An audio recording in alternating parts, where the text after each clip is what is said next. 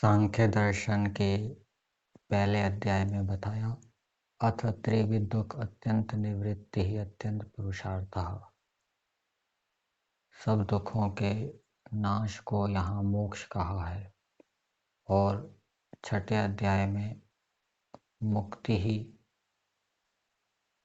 अंतराय ध्वस्तेर न परः।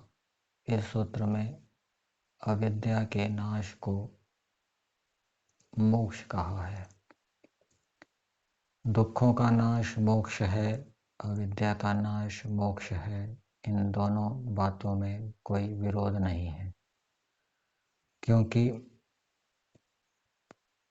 अविद्या के नाश होने पर दुखों का नाश होता है। अविद्या का नाश दुखों के नाश का कारण है।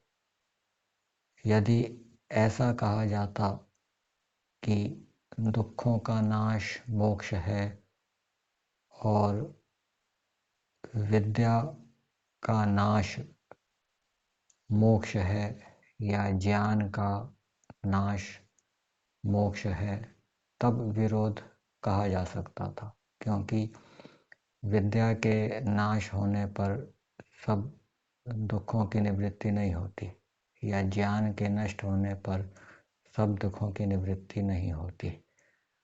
तो कार्य को कारण के रूप में भी कह दिया जाता है। कार्य है दुखों का नाश, तो उसको कारण के रूप में भी कह दिया कि मोक्ष क्या होता है, अविद्या का नाश।